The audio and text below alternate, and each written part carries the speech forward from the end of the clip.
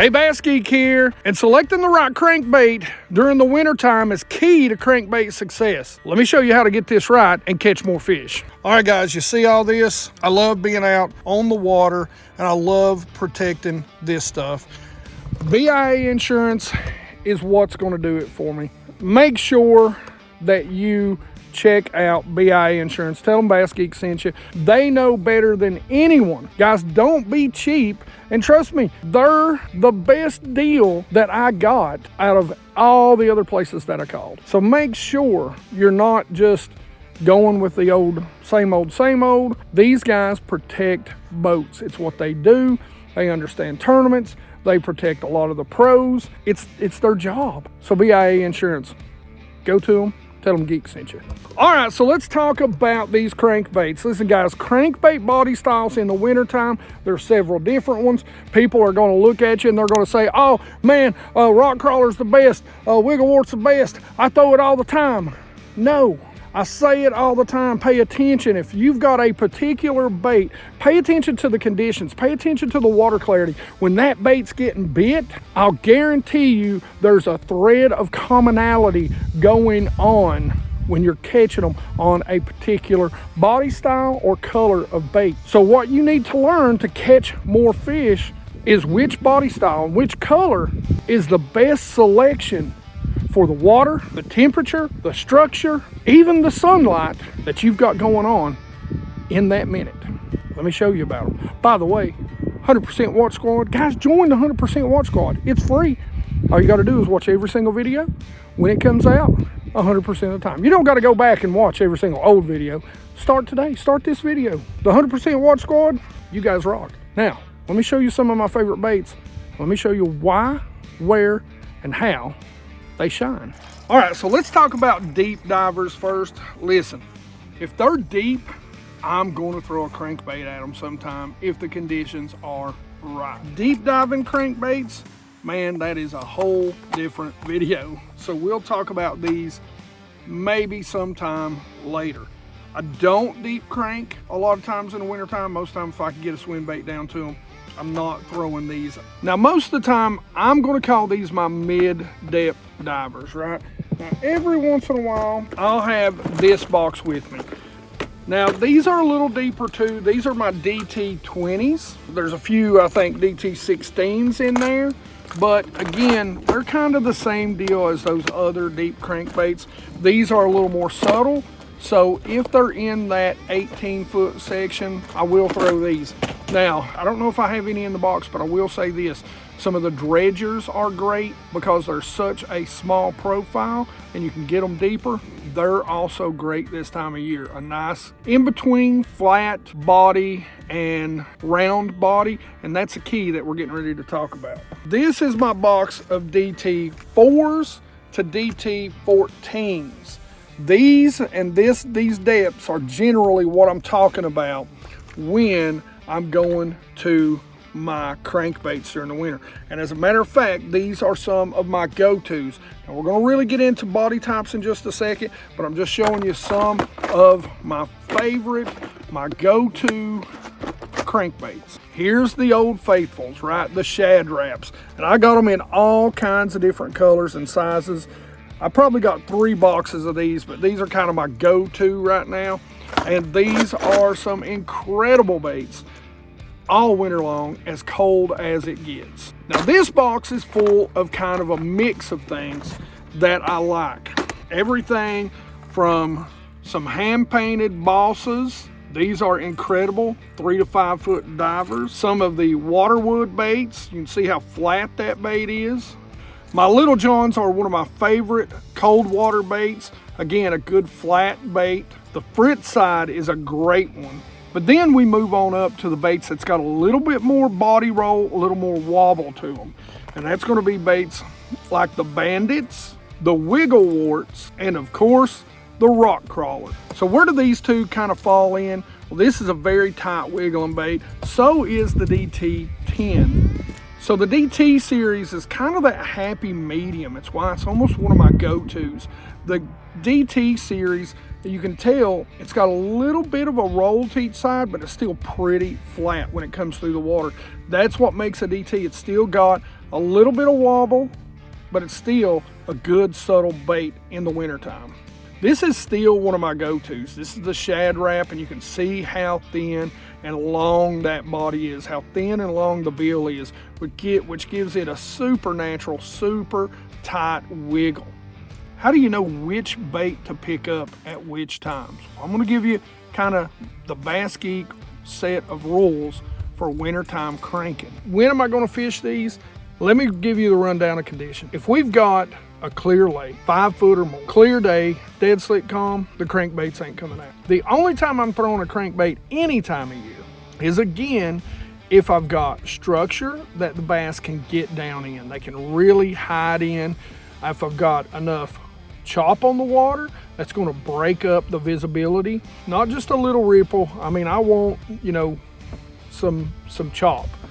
If I've got dirtier water, 3 foot or less, generally, that's what I'm gonna throw. If I've got heavy cloud cover, I'm gonna throw that. Now, the combination of those, even better. Makes it perfect. But let's start out with the toughest conditions. So we've got 3 foot or less, dead slick calm, high sun. If I've got some spots to where the bass can get down in the rocks, or they're gonna hide, or there's a point that I can come off, or a ledge that I can drop a bait off, well, you can guarantee I'm gonna pick up some sort of flat side. Something like this. The frit side is great, and it's great around cover because of that coffin bill. As always, my Little Johns, my balsa wood baits, all of those baits are gonna start to play. And I'm gonna go with the most subtle, which will be this, depending on the water temp and how cold it is and how sparse the structure is. Generally, I'm gonna fish them very slowly. That is the key, staying in contact with the bottom. You know, as we maybe get a couple of conditions, some cover, you know, some sort of structure and a little bit of chop, we still bluebird, then I'm gonna start thinking about picking up my DT series. Or if the water's a little bit dirtier and we've got some good cover that they can get down in. You start to kind of combine those things.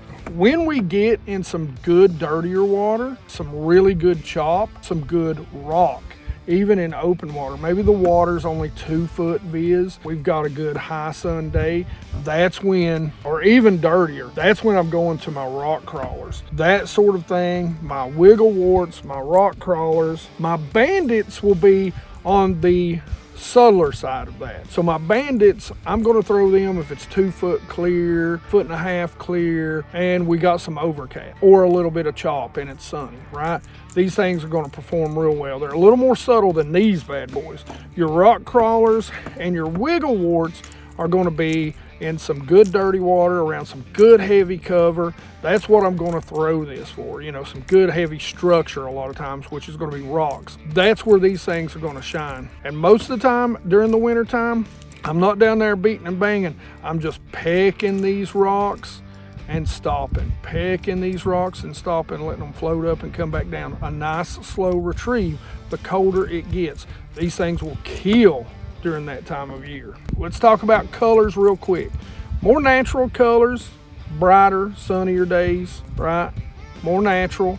Even this is a crawdad color. I know it doesn't seem like it's more natural, but more natural colors, brighter, sunnier days. And then as you get into that dirtier water or more chop, and definitely during the spring, 2 of my favorite colors right here in the spring and dirtier water, a little bit clear water, but dirtier water, those real dark colors like this or these real bright colors. Now, I'm probably not gonna throw these 2. This is the Berkeley dredger that I was talking about earlier, but I'm probably gonna throw your warts and stuff in that dirty water, but in these style of colors, the darks and the brights. So color selection and body selection really work hand in hand along with the conditions that you're fishing. All right, let's talk about rod, reel, and line setup when it comes to my crankbaits, my medium divers. Like I said, this one is going to dive about 8 to 10 feet.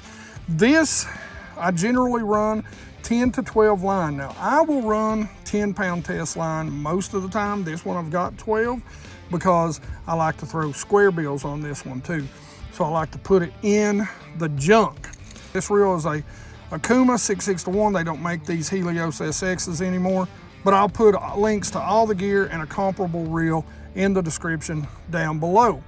Now, this is a 7.4 cranking series from TFO. This is their tactical bass. Now, they have the new ones, which are the Tactions, which are a pretty big upgrade from these, but not an upgrade in the price. This is a 7'4". I like to get a long cast. It'll handle anything from 1/4 to 3/4 ounces, so it's perfect for a wide range of crankbaits. So I'm going to show you different retrieves and different places to crank these bad boys, especially on days like today.